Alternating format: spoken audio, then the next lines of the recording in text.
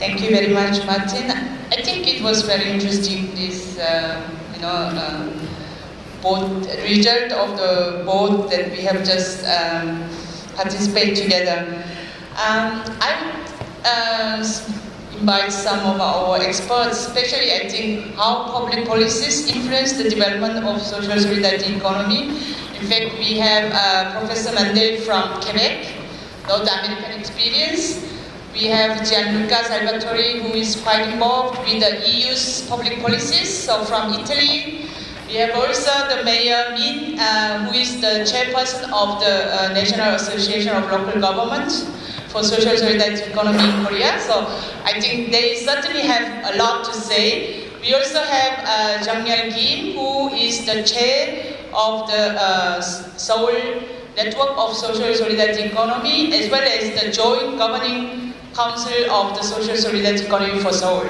So I would ask maybe first, Professor Mandel, how the public policies of the Quebec or Canadian government influence the development of social solidarity economy in Quebec? Very much so. I was actually quite intrigued by the answer to the question because it divided right down the middle, where almost half the people here said that there is no influence or little influence, and half said that there's great influence. I guess, the question before that is the policy formation. So, in Quebec, the reason that the public policies have had a very important impact on the social and solidarity economy is because of how they've been designed. They have been designed with stakeholders, co-construction term, and that is without exception. Now, that doesn't mean that they stay. Governments come and governments go, so you have to always struggle, and we know that well. But whether we look at sectoral policies, daycare, home care, and I'm not here passing value judgment to say they're the best or that they don't need more work.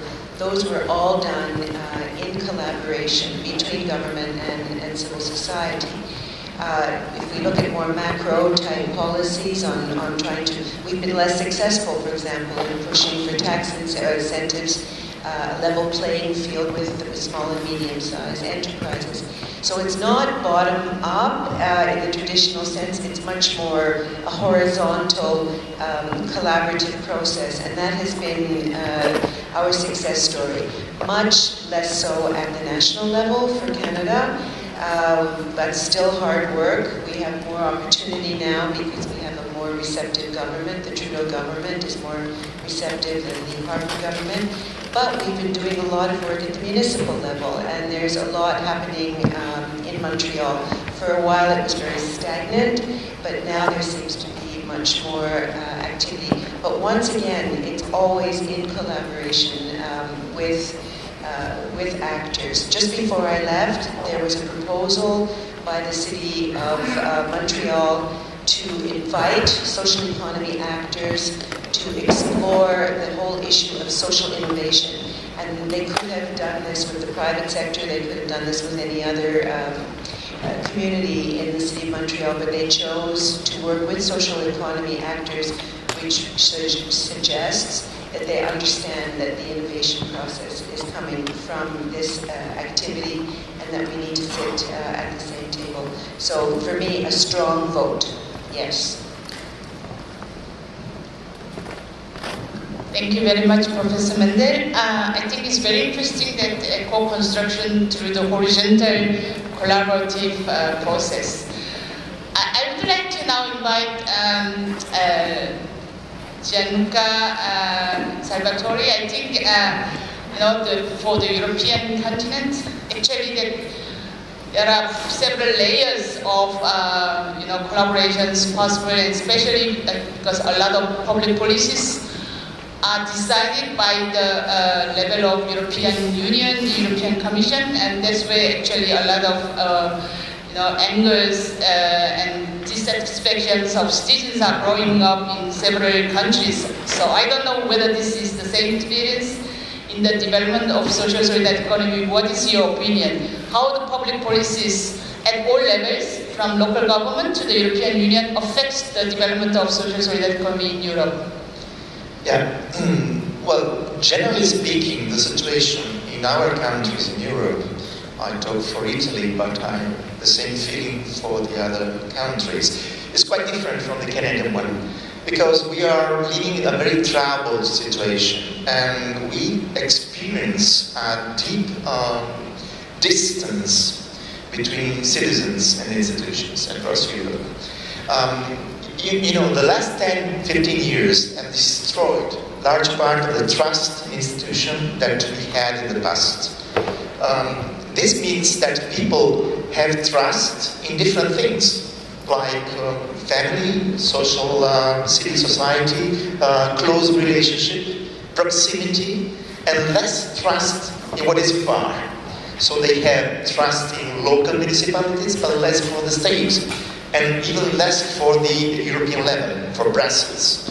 So the point is that we have plenty of policies, and Europe is making a lot of policies in SSE sector, but they're not effective, because policies per se are not sufficient. You need to meet, to let, top-down and bottom-up trends to meet somewhere. And the point now is that we have to rebuild the trust in policies with a work that must be done really at grass level, starting with the relationships at very local issues. So this is a very troubled situation, because you have to work on the social trust to rebuild institutional trust. And social economy can be a link between these two. Because what happened in the last 20, 25 years, at least in Europe, but not only in Europe, is that political institutions have been overcome by economic institutions, economic powers. So the feeling is that political institutions are weaker and weaker, and economic powers are stronger and stronger. So that's why it's important to use the framework of the economic development in order to rebuild trust in institutions, starting from social basis, social values.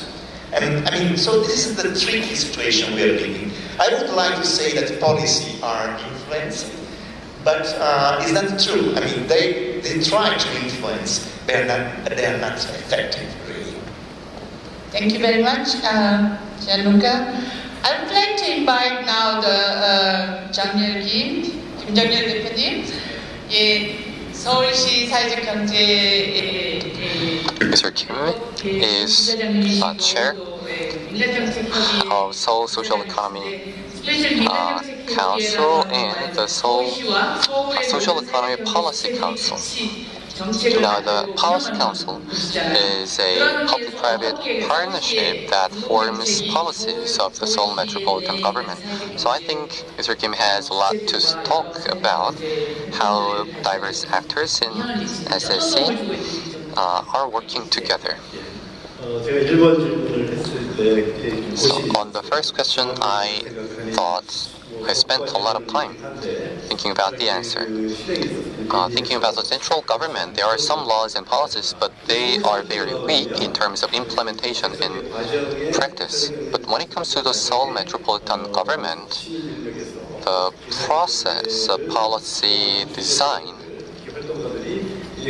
has been very positive, with a lot of influence from the private sector SSE actors. Their influence is felt on setting up the budget, and there are many models of public-private partnership. So I spent a lot of time thinking about the answer. But as I spent more time myself on Seoul, I chose yes, it is influential. But the central government cannot be ignored. We are working together to draw a bill at the national level in a framework act that could, if passed, support many cooperatives and social enterprises.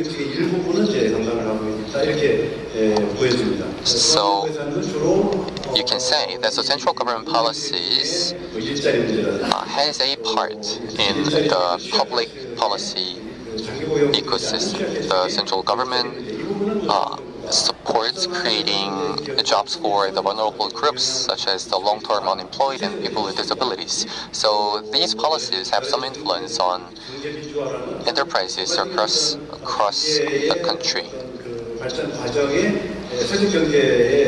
However, it is difficult to say that the central government is really supporting SSE for social innovation and economic democracy. My country, the Seoul Metropolitan Government, is being more effective in its policies to create jobs for the youth, reducing the precarious work contracts, and facilitating social innovation. And the participation of the SSE actors is secured.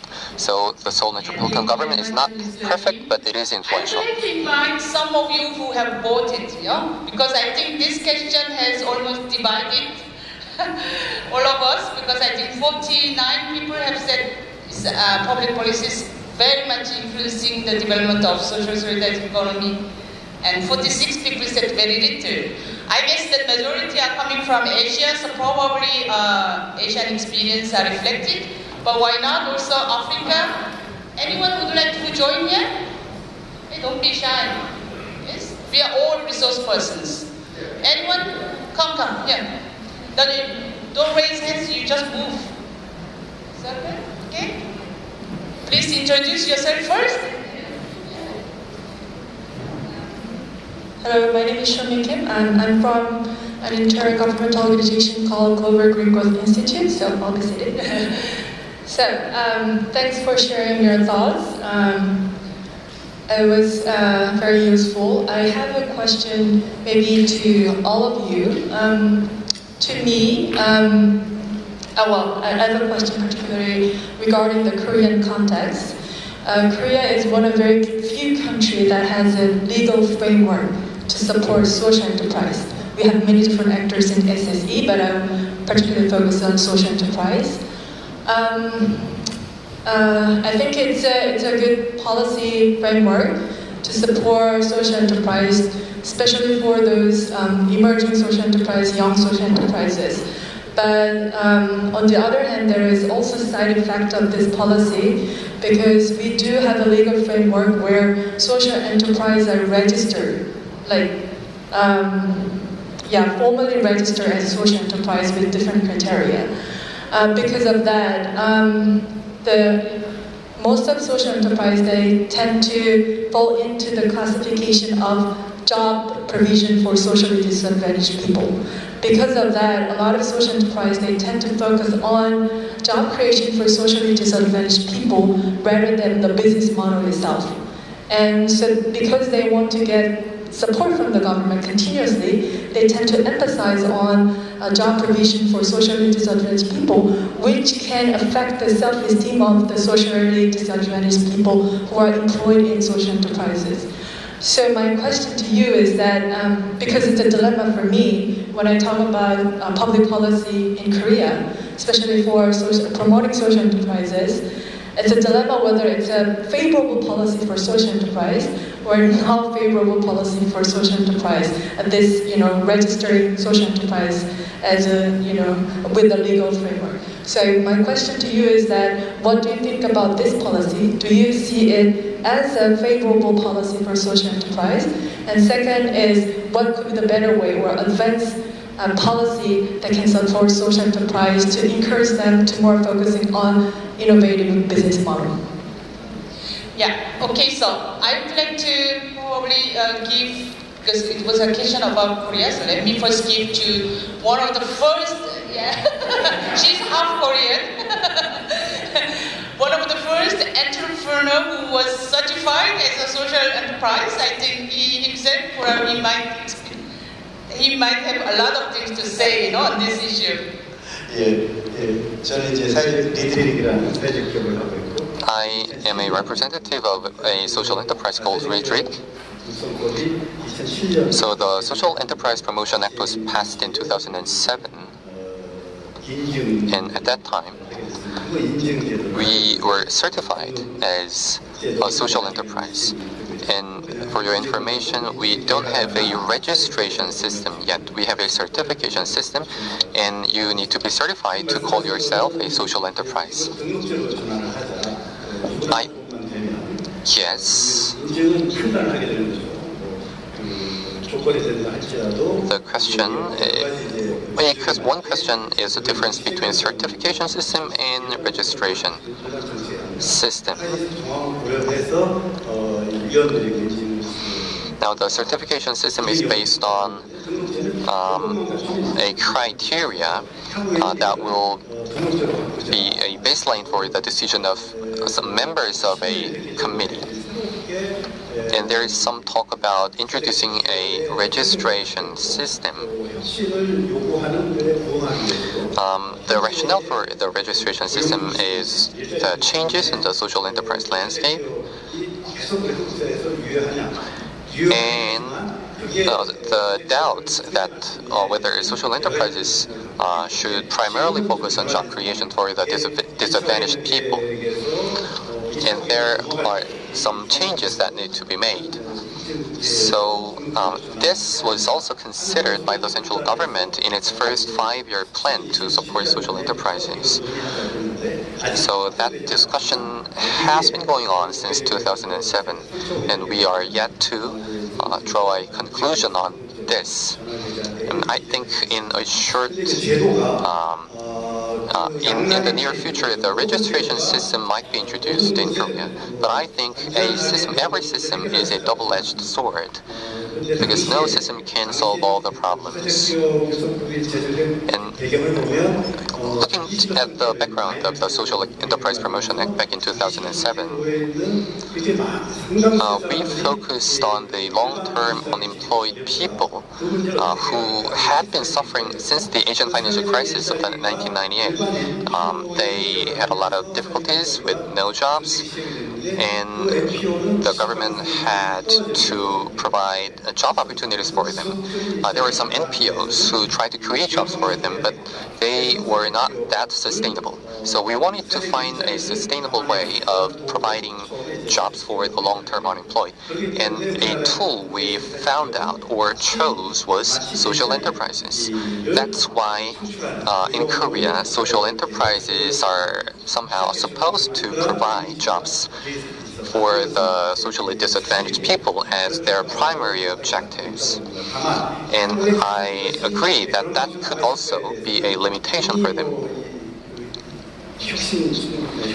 And when it comes to whether this should continue, is discussed a lot these days.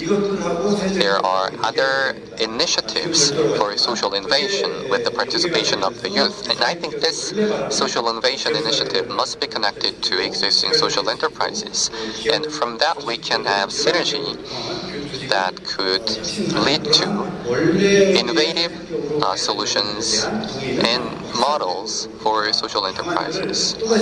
So there is a growing, expanding agreement on that, but we are yet to come to a conclusion on which kind of system exactly we need to do that. But again, overall, there is a growing agreement that the private sector participation should be increased and the system needs to change accordingly. I think Professor Mandel, who is a good observer of the development of social solidarity economy in Korea, because she published also the OECD report on the comparative study of 7 countries, including Korea, on this issue. Yes, I'm going to invite her. I will be brief, and it's really a follow-up to what you just said.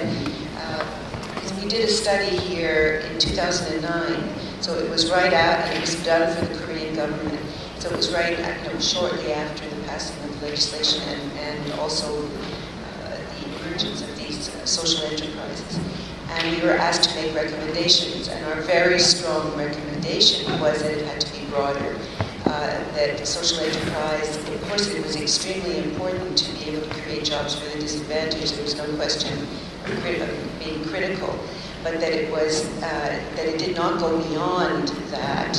Was a very narrow interpretation of social enterprise and subsequently of social economy. So we made that very clear at the time, and it's I would continue to say that.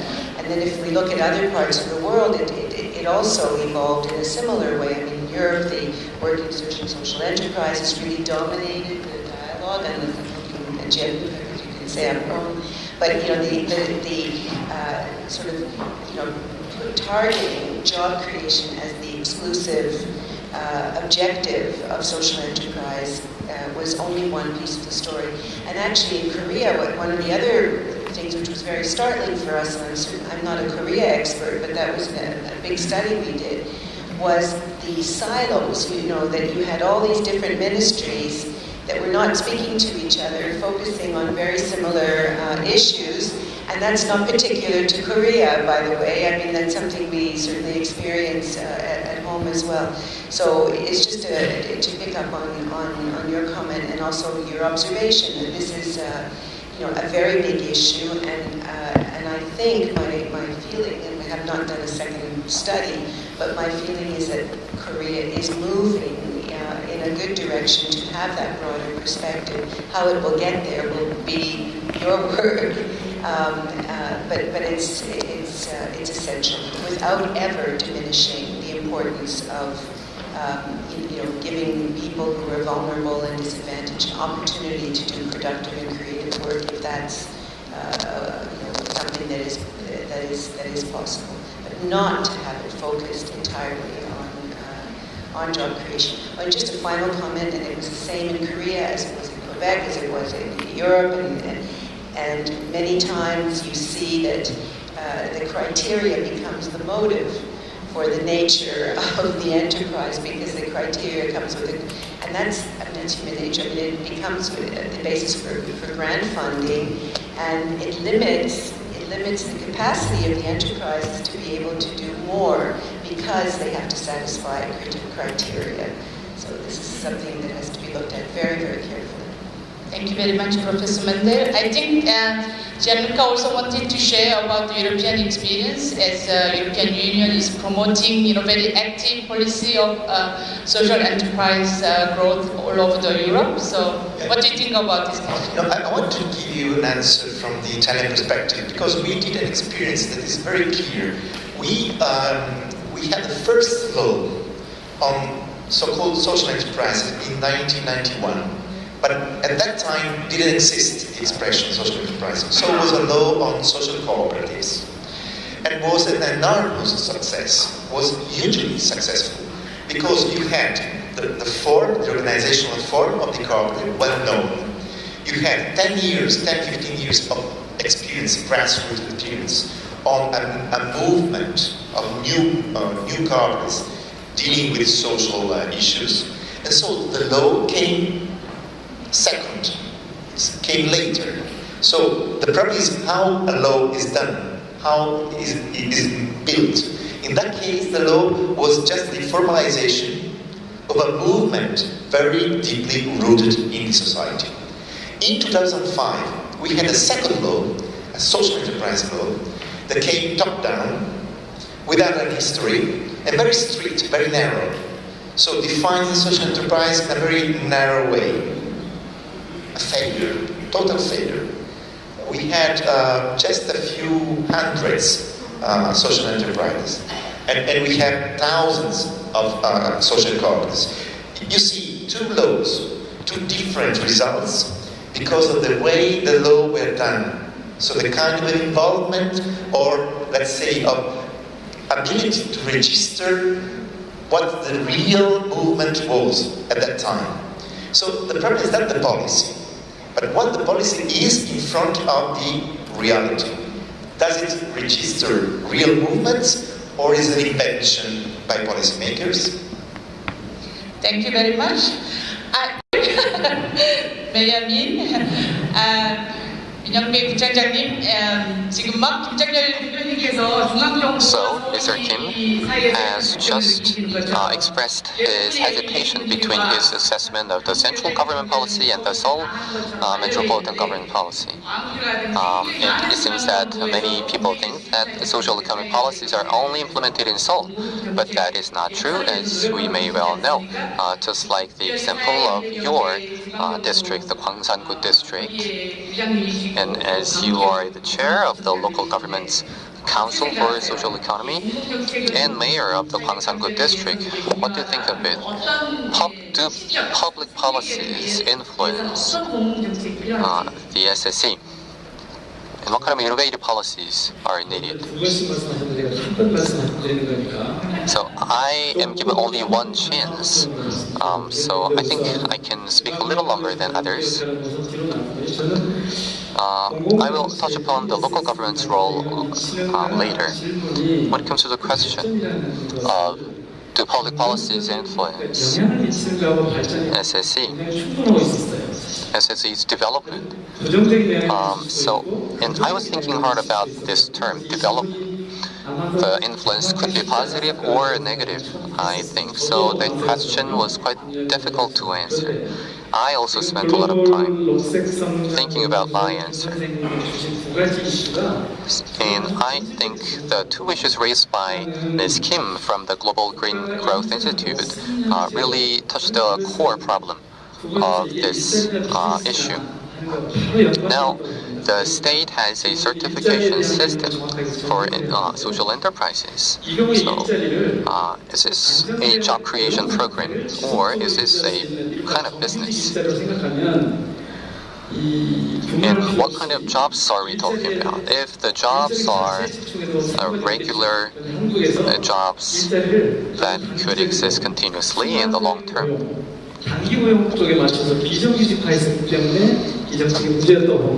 but in Korea, the job creation was mostly about short-term, precarious contract-based work. So this is the problem. So I believe that we need a business model that can support a long-term, stable, regular jobs. So I think public policies do exist, do influence the development of SSE. And I think the real question is in which direction? And I believe that public policies should be expanded more and more as long as they positively affect the development of real business models. But when they only support the creation of short-term jobs, it's not positive. And another question we voted for was about the recognition of incentives for SSE. Investment or expenditure? 2/3 answered expenditure. It means, I interpret, that the government support is only seen as expenditures for temporary job creation. Mr. Salvatore also mentioned this issue. Trust is a critical factor. In the smaller districts, like local governments, the trust is felt stronger between the residents and the government. But when it comes to the central government and their relationship with the citizens across the country, the trust is felt weaker. So I believe public policies for social economy depends on this factor, the trust between the government, local, national, and the citizens. And that will be critical in creating public policies that support the development of business model rather than temporary job creation. And in particular, in the context of Korea, this new discussion with the focus on the business model is possible because of the new administration that began in the last month. And it was not really possible in the previous two administrations because in terms of democracy, they fared very poor. So, like I said before, trust and the level of democracy are the basis for a good public policy for the SSE. So let me take the example of the Gwangsan-gu district. So the question is short-term job creation or business model. We began some initiatives to support the creation of long-term jobs. Now, we have been commissioning the cleaning service to a contractor, and there was some problem with the contractor, and we shifted the contract to a social enterprise. Now, the social enterprise that got the contract from the district office for hiring workers as long-term stable workers.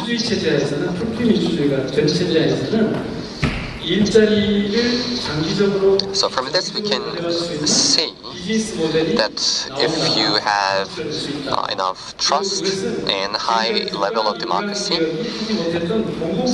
in a community or a society, you can make public policies that are positive in creating sustainable business model and long-term jobs. Thank you very much. Going on to the next question. And let's go on to another important discussion. So in one of the questions there was one that talked about how the actors in my country or in my context are in a network. So they're well organized into a network or not. But surprisingly, about a third of the respondents said no, they're not in a network, and some people said, what the hell is a network? So here is the question and the answers on the screen. And so about 51 people said that the SSE actors in my country organize themselves through networks, 29 said no, and 13 replied, what the hell is a network? So I think it'll be useful to hear experiences from other continents. So I'm going to first of all invite Mr. Kim Jong-young, who is the chair of the Social Economy Policy Council. So I'm going to ask him what kind of actors are participating in the network. So focusing on network, you can see that in Seoul or in Korea, there are about 4 different types. There are new ones. Not the traditional social economy organizations. Then there are the village corporations, rehabilitation companies, enterprises, and then there are the cooperatives. And then there are relevant legislations for those groups. And sometimes there might not be a legislation, but there might be a directive from a relevant ministry of the government. In Korea, there are different districts, KUs we call them. And we have the 4 different types in each of the KUs, and then there's the civil society organizations in each of the districts, and then there are the welfare-related organizations. In Seoul, there are 25 districts, and about in 19 districts, there are local level networks in each of the districts that encompass 4 different types of social enterprises or social organizations. And then there is the sectoral networks as well. So there are the local networks and the sectoral networks. So on the metropolitan level, there is a sectoral that cuts across each of the different types of the social enterprises, or the social economy actors. Then there are some networks that is grouped according to different industries. So, for example, are you in the manufacturing sector or services sector? Or is it fair trade? Or is it another industry? So you have the industry level kind of networks. So these networks all exist. And then there is a federation of all of these networks. And that is my organization, Seoul Social Economic Policy Council. So this is basically the federation of the different types of networks. So this is the network in the private sector. And then in the social economy, you have the different representatives of the different industries, the different sectors, and the different localities. And then you have the public sector representatives who come together. And that is the Public-Private Policy Council. So in this, the Public-Private Policy Council, we decide on a budget before Mr. Park Won-sik became the mayor. It was mainly the local governments and the public officials who basically decided the budget and who's going to give what subsidy to whom.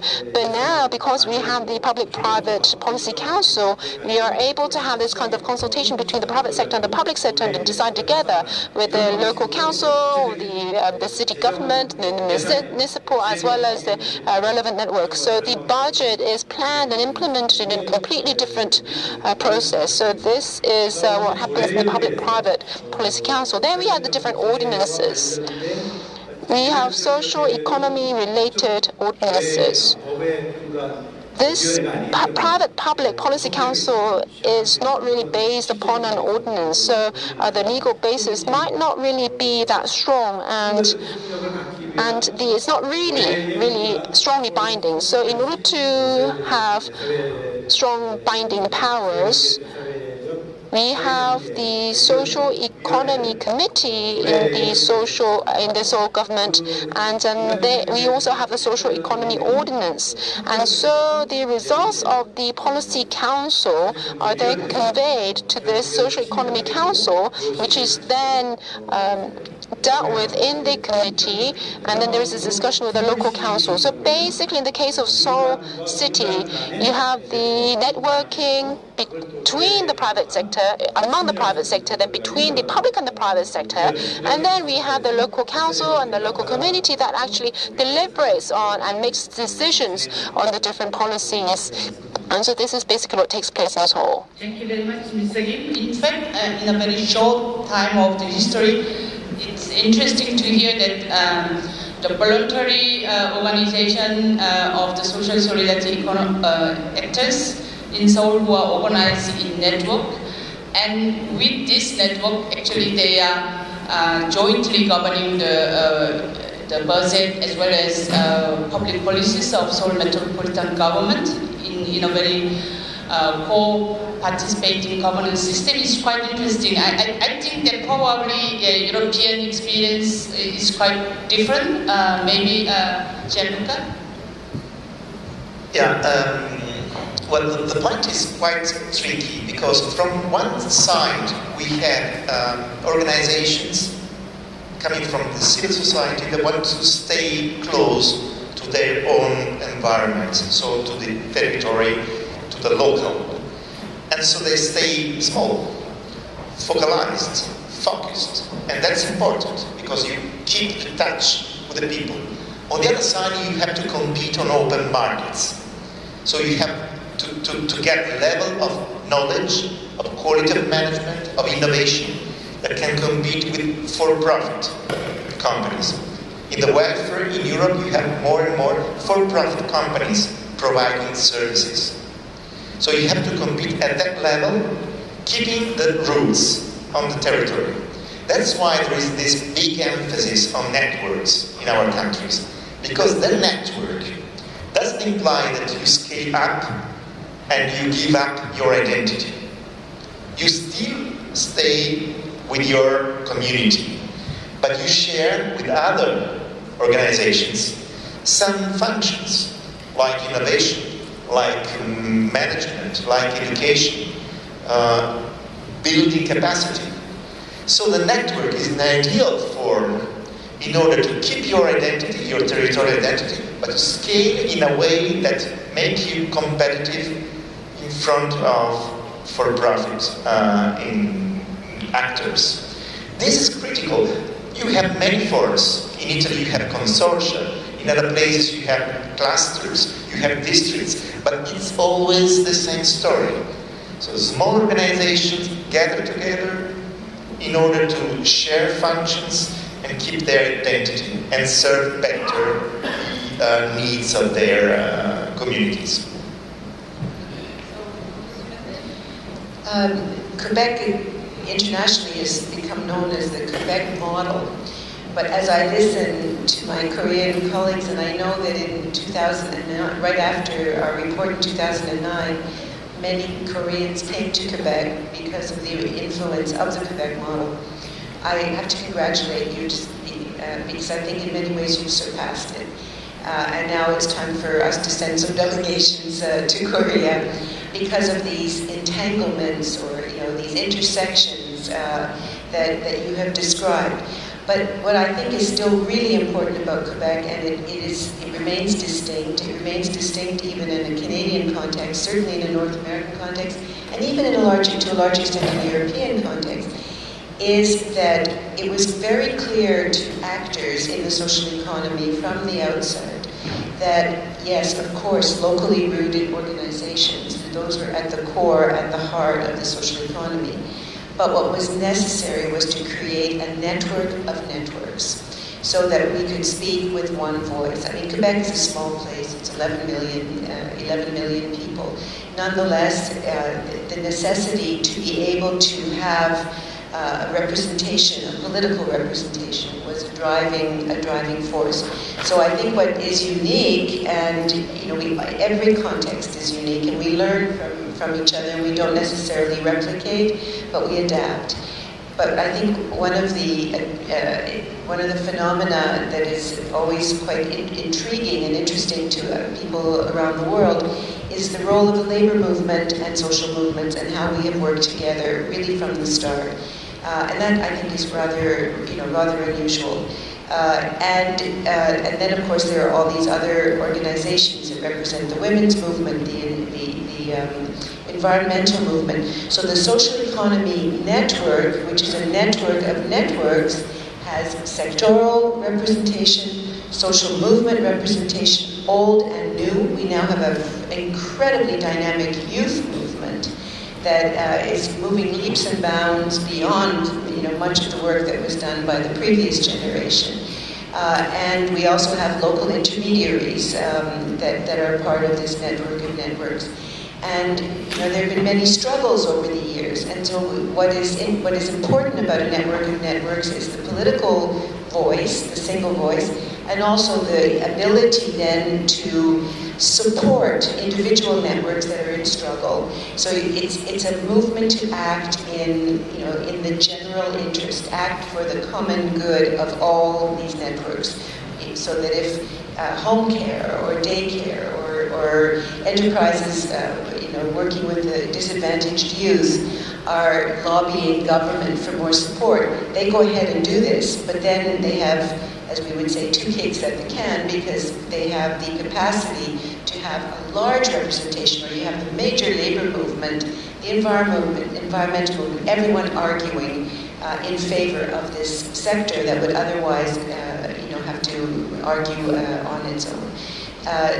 And this network of networks, when it was created, was extremely conscious from the beginning not to become a centrally organized body, but to immediately generate, and I use the word generate local facsimiles, similar networks at a local level. So what we don't have, and what was very deliberate, is government representation. That was very deliberate, but we don't have the same history. Here in Seoul, you have basically those who were leaders in the social and solidarity economy, now leaders in the Seoul metropolitan government. So you had that affinity. That affinity was not necessarily the case. So for us, it was really important to have really strong local roots, and that those local roots were tied very intricate, very intimately with the network of networks, and then be able to work with whatever government was in power. And that's been, I think, one of the important lessons, because it was very important not to be associated with any partisanship and be able to argue, even with governments where we feel very little affinity, but necessary to be at the table. So a network of networks, I think, is still an illustration of a story, a Quebec story, that still resonates with many other parts of the world. But what you have achieved here is really quite remarkable. Thank you very much, Maggie. I think that is also I would like to invite Mayor Min, because it's a quite interesting network of local government representative. I think it's not so common. Yet Quebec does not have a network of local government representative. How the local government representative is organized as a network, and what kind of activities and experience do you develop?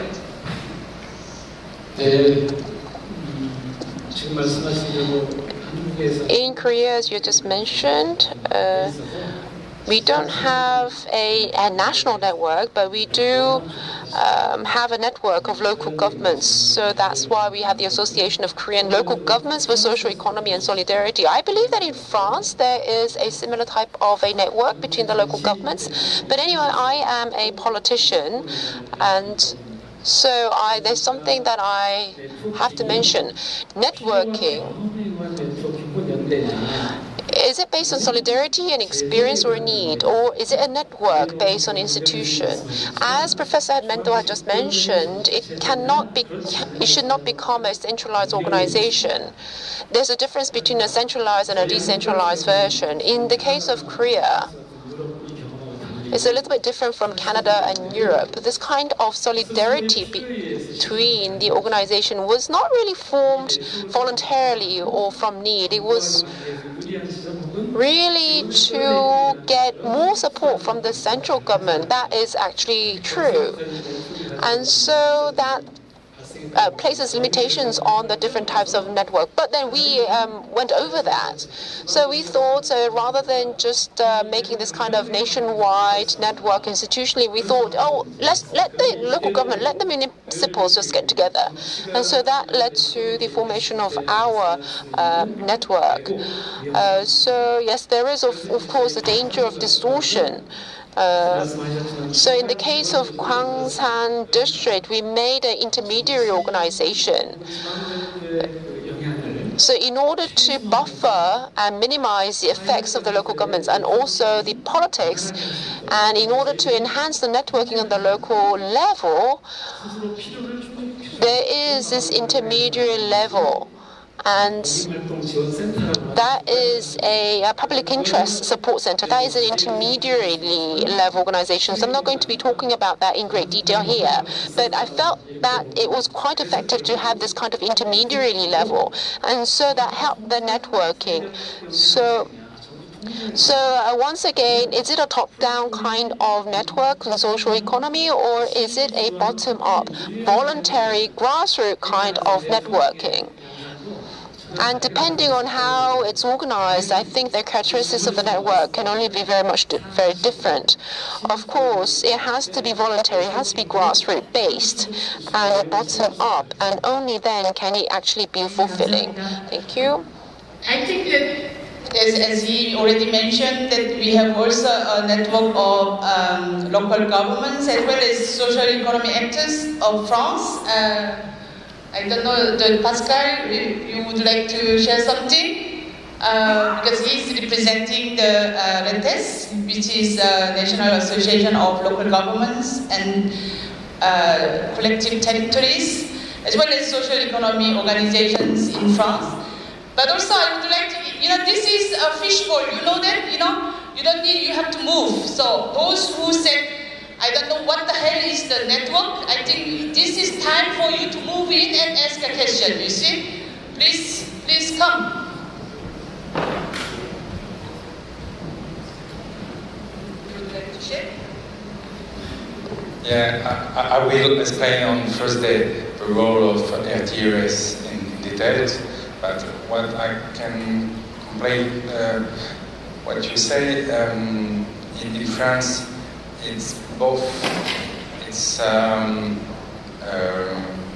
network package of experience, but it's also lobbying with government. And for example, in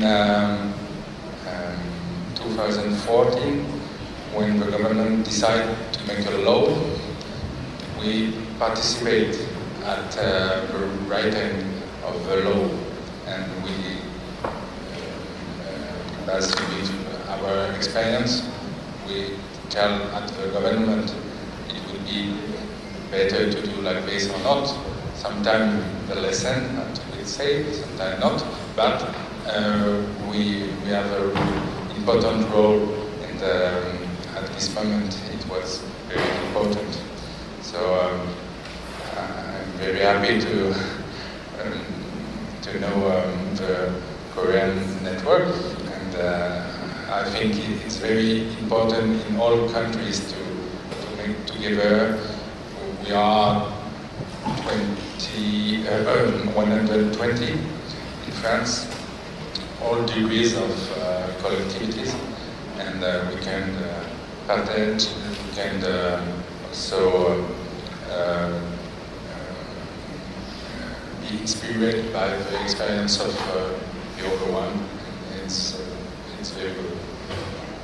Thank you very much, Pascal. In fact, the French network of the RETES is regrouping more than 120 local governments, also the intermediary provincial regions, as well as social economy actors. I think, as he said, sometimes network is very important tool to voice out to the central government in terms of legislations and public policies.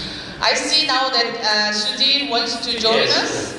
Yes. Thank you very much. I'm Sudhir from KT University, India.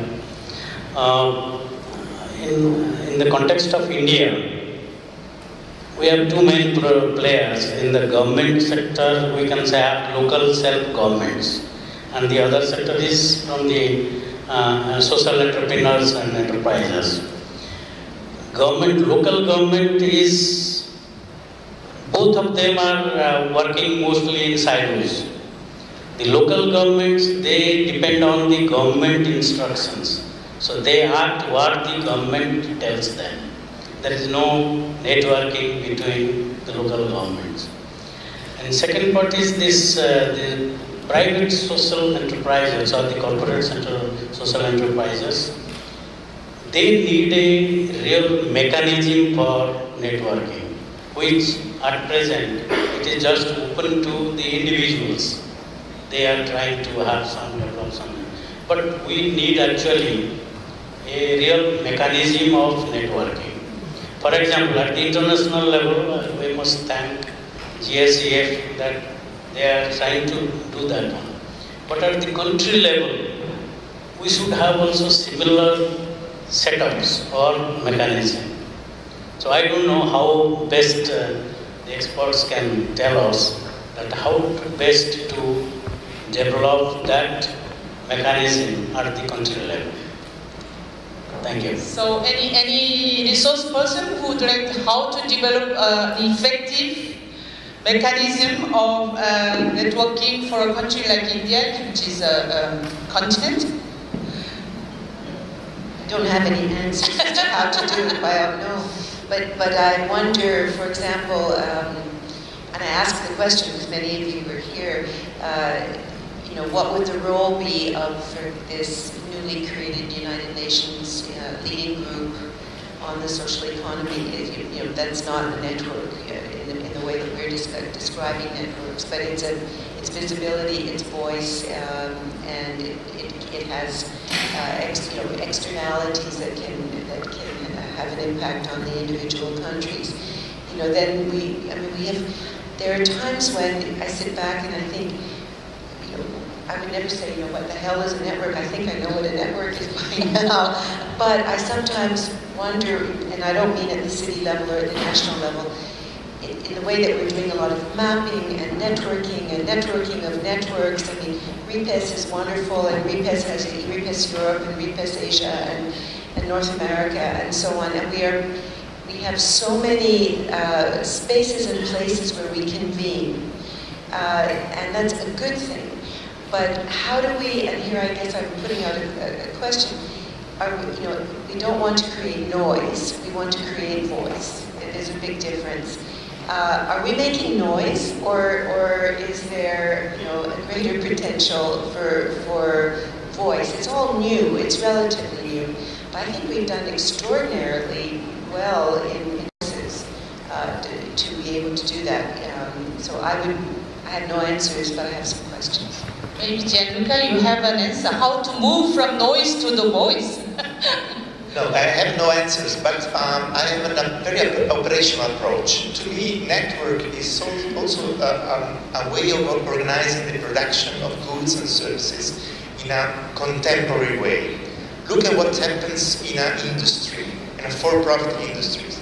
There are no more, except for Korea maybe, big industries englobing every kind of functions. More and more industries are a network of competencies and skills scattered around the world. And the ability is to join different competencies and the excellencies of every subject. So I wonder if SSE subjects can do the same, can be able to join different competencies and skills in order to act as a bigger subject.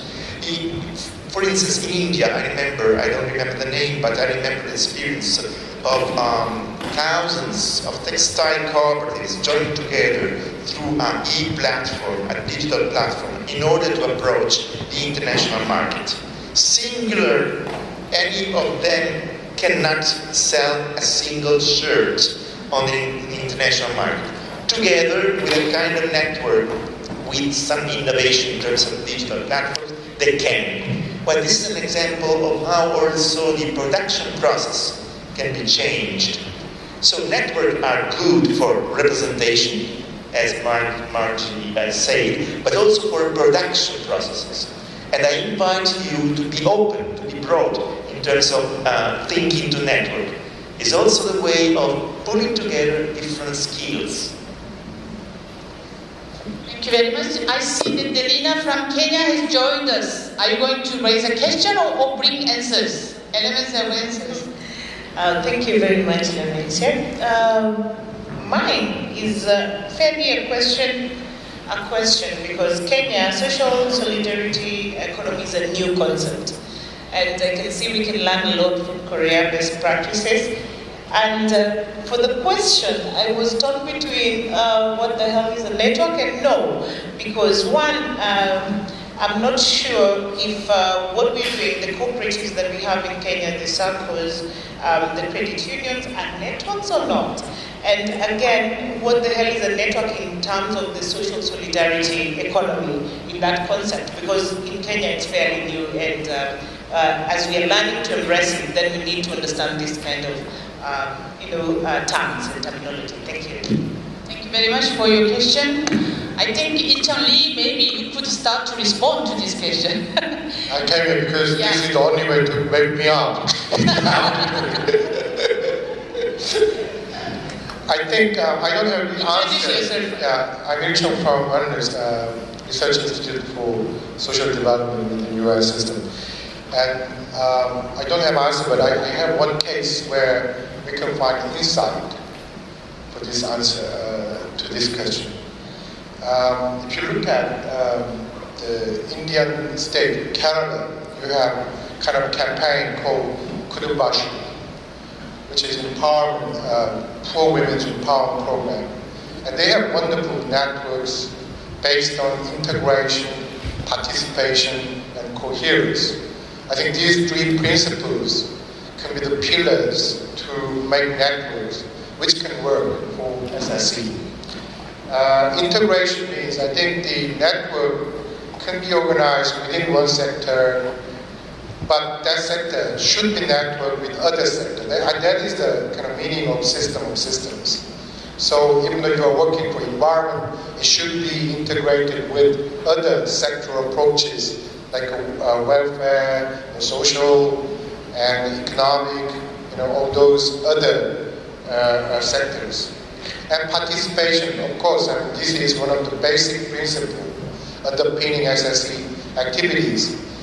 But I think somehow when you focus on efficiency and effectiveness, sometimes you ignore or neglect this important principle, participation.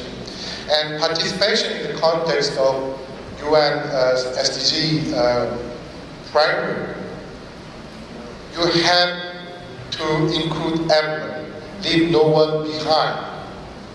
That means that you have to promote the most marginalized and the most vulnerable people inside the decision-making process. And this is very important. And again, when you make network, you have to pay attention to this participatory approach. Third one is coherence. Normally when we talk about coherence, we pay attention to horizontal coherence. For instance, whether our macroeconomic policy is coherent, aligned with social welfare policy or human rights policy. But you have to think about the coherence between different levels of government or governance. Even though you have very much vibrant local level social and solidarity economies, if your macroeconomic policy is very neoliberal, it cannot be survive. We saw so many cases in Latin America.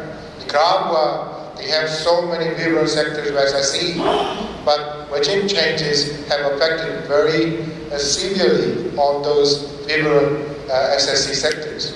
So when you think about coherence, you have to think about both coherent, both horizontal and vertical coherence.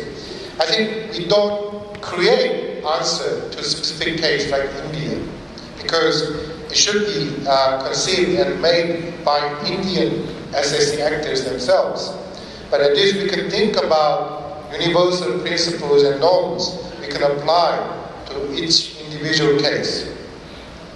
Thank you very much.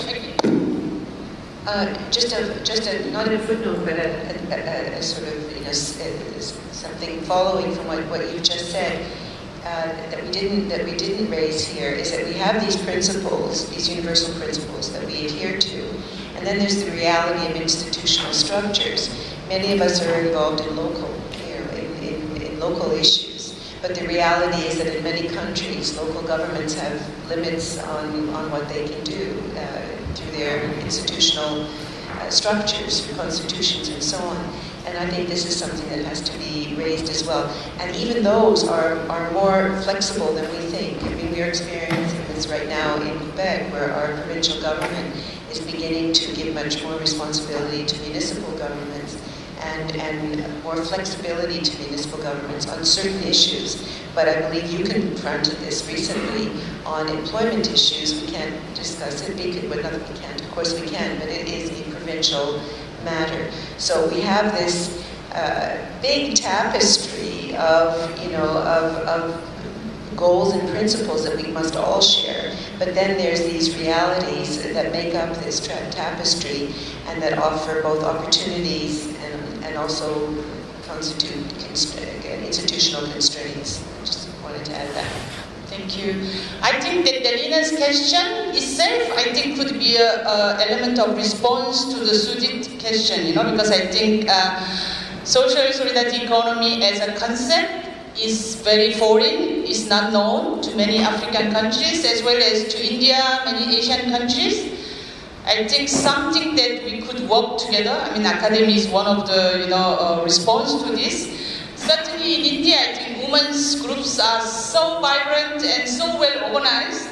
If they could build a network between women's groups and social solidarity economy actors, to come together for the common purpose, I think something certainly will start to move. I think we are almost, finishing the time slot is given to this plenary, but I would like to give you a last chance. Anyone who would like to quickly move into the inner circles that have something to say, something to share in terms of experience or knowledge about the social solidarity economy, this is your last chance. Move it. No one? Oh yes, please. Yes, Jin Han Kim, he's half Korean, half Quebecois. My name is Jin Han Kim, and I work for a new organization called Cities, which is a kind of institution that want to promote exchange for knowledge transfer and innovation. And what I want to say after hearing all the comments is about my experience as a producer partnership manager for fair trade company. I went to farmers, villages of coffee farmers in Nepal to organize cooperatives. And I visited other villages and tell them, like, explain why you should form a cooperative. And the reason I gave them, well, by definition, when we say to our customers, this is fair trade product, there is a standard, the global standard that everybody in the fair trade sector agrees.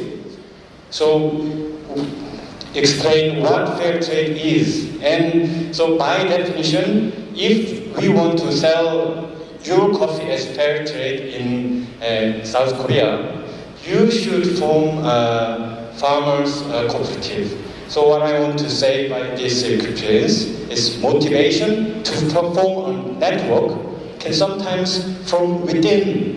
They themselves recognize the challenge, and forming a network can be come from within to address the challenge. And sometimes motivation to form a network in social solidarity economy can become from outside by providing the definition of social and solidarity economy. And as the lady said, the social and solidarity economy itself is the foreign definition, and it is very strange concept. It can be very strange to hear for the first time. For example, the farmers I visited, when I left and when I was promoted to the managing director, another person went to the same village and asked the farmers, why do you want to form a cooperative? And the farmers said, well, the Jinwan said, we need to form the cooperative. So until that point, they didn't truly understand why they need to form networks, but gradually, by continuing interaction between us and them, and by continuing interaction within themselves, they gradually develop the sense of the benefit of forming the networks within them. Thank you very much. I think we have a lot of lessons learned from the fair trade movement, how they bridge between social economy and social solidarity economy. We have our last resource person, Raila Ajar. I don't know, I have done justice to your name. Laila. I'm Laila from Pakistan. I have a good comment based on the experience that we have had back in our country, and a question. Yes, networks do work, and in the context of informal economy, they have done wonders. Same is the case in India with the Seva movement, Seva cooperative movement, and vis-a-vis in Bangladesh and in Pakistan also. We have organized women in the informal economy, those involved in the home-based sector, building their voices for visibility. And now, over a process of many years, they are now running their own businesses, small enterprises. They have turned up into a small enterprises, but typical hand-holding is required for them. Like, for example, the fair trade practices, the SSE principles, the membership-based concepts. These are the important ingredients that we have to teach those ordinary grassroots level women with whom we are working, and it has done wonders. They are like in a process, in the case of India, in Bangladesh, in Sri Lanka, and in Pakistan. These women are evolving into small, micro-level enterprises. Now the question is how to bring in the growth parameters to level them, to bring them from the micro level to a small level enterprises. So there is the challenge. And now from the learnings of the networks like this, we will be like holding next year programs or next year processes for next decade, for next 10 years, we'll be focusing on increasing their level. So this is one of the examples. But my question is that how do we make the private sector enterprises, small and medium enterprises, to adopt these SSE principles and make them compliant? Because they are already having their social corporate responsibility, they are doing many things, but they are not, in a sense that their SSE principles are not there. So how do we make them adopt these and how do we make them compliant? Well, I think this is going to be our last question. I don't know, any our resource person, how can we help the small medium enterprise to adopt the social solidarity economy approach? Maybe we don't need to respond immediately. We have 4 days to come to go together to debate about this.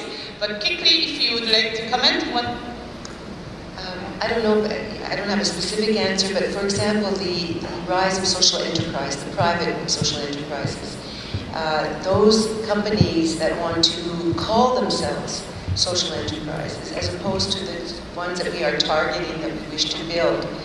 For example, in the US and in Canada and the UK, the rise of B corporations, where the status is now being sought by private sector companies of varying sizes. That's a choice, and I think that there is an appetite for this today, given the economic, social, political, environmental crises that everyone is facing. And in order for that to have teeth, we need regulation, we need legislation. So in Canada now there are 3 regions across the country that have passed laws creating community interest companies, for example. So these are private sector companies that are choosing to name themselves as such, but in so doing, they then have to comply with some very strict regulations, including asset lock. They cannot sell their assets if they sell the business, and if they do, the business has to continue to serve a social function and so on. So there is movement in that direction. How we can, how one can expect this to happen in a country like India with small, medium, and size enterprises, I don't know, but maybe perhaps in the IT sector, which is a fast-growing sector in India and has a lot of young people, and young people are very motivated to move in this direction. So I tend to think that we need to look at a younger generation for this kind of an answer. That's just a suggestion. Thank you, Professor Mende. I think we were just about to finish, but I think Gianluca wants to say something. And we have a very young entrepreneur from Cambodia who has joined us. So if, you would like to... Okay, young entrepreneur. Thank you. I will be very quick. My name is Dara. I'm from FAR Performing Social Enterprise in Cambodia. We do circus. We do performing arts every day in Siem Reap in the city of Temple of Angkor. We have one student hired by Cirque du Soleil recently. They spent 5 years in Montreal, Canada. A very quick example of locking in social missions in a private limited company like we are. We are a private limited company owned by an NGO. We finance the social inclusive NGO arts and vocational training school. What we do is part of the shareholder agreement is a social business charter which the shareholders sign, in which there are, for us, 7 principles that the shareholders are committed to, 20 commitments, 40 indicators that we collect the data on a yearly basis to prove that we are driven by social missions and we call ourselves a social enterprise. Thank you. Thank you very much. I think it's a very interesting example how to bring social solidarity economy approach to small and medium enterprise. I think Gianluca, you wanted to say, but it's a concluding remark. Yeah, very, very briefly. I believe that answering to the lady from Pakistan, if you want to make business, even if you are a profit company, you need trust. So it's interest for every agent, every actor in the economic world to be responsible for building trust in your community.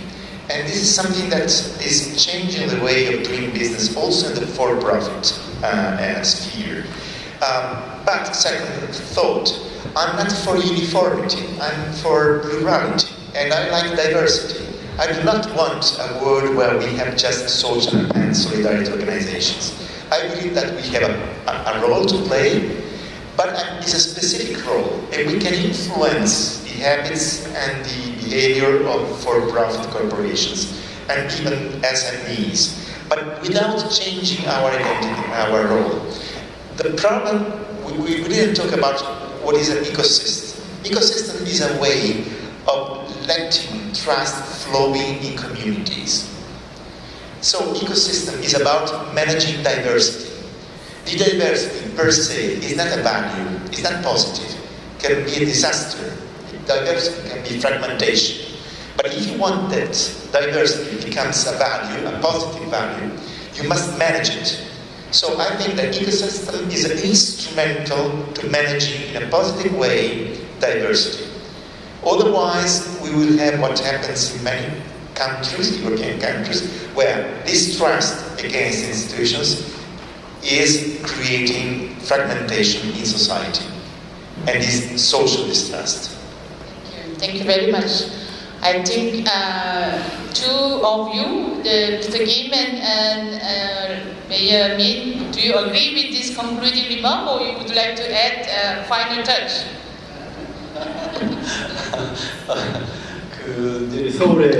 Yes.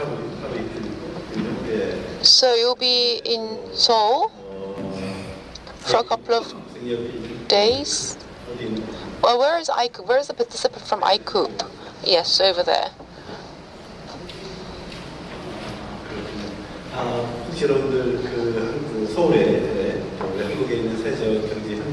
So I think you'll be able to have a chance to visit some of the Korean social economy actors, and I hope that you'll be able to be motivated by them. In a Korean proverb, there is a proverb that if you eat something really fast, then you get indigestion. So basically, when we talk about values of the social economy, just because the values abruptly change, that does not mean that reality also changes abruptly. We have to take many things into consideration, and we have to be able to contemplate over many issues. And I'm sure that all of you share this kind of idea. So I hope that you will have a longer-term perspective and vision, so that we'll be able to network from a longer-term vision, and I hope that we'll be able to make a better world. And I don't know if I'm going to be able to see you again this week, but have a safe week and safe travel back home. So I'll just talk about politics for a very short while. So in the case of Korea, we have a double level of government. So on this, we have the central government, we also have the local and the regional government. And so the local government's mandate of the authority is rather weak. But if you think about the ecosystem, and if we want to vitalize the ecosystem of the social solidarity economy, just like this proverb, there is actually another proverb that, two hands have to come together to clap. So basically, the state level and the municipal level have to match with one another, have to strike a balance with one another, and have to be able to institutionalize a social economy under that kind of match or balance. And democracy is actually the enabling condition. there is a campaign pledge that a corporation will be formed on social services. That will probably create a lot of new different jobs. But when this takes place, if the state or the central government pushes it one way, then this kind of ecosystem is not going to be created. It's going to be deterred. And so we have to promote more autonomy and more citizen-initiated kind of programs. And so about 3 different legislations are pending in the National Assembly right now. So in that kind of way, only in that kind of way can public properly support social solidarity economy. We have shared this afternoon. We are going to deepen for the coming days, okay? So it's not yet over. You all remember it. But just give big hands to our resource persons and also to all our participants for this very interesting sharing. I would like to hand over to Martin now, who is going to present about what we are going to do tomorrow and for the coming days. Okay. Thank you very much for all your participation. Thank you very much. I just said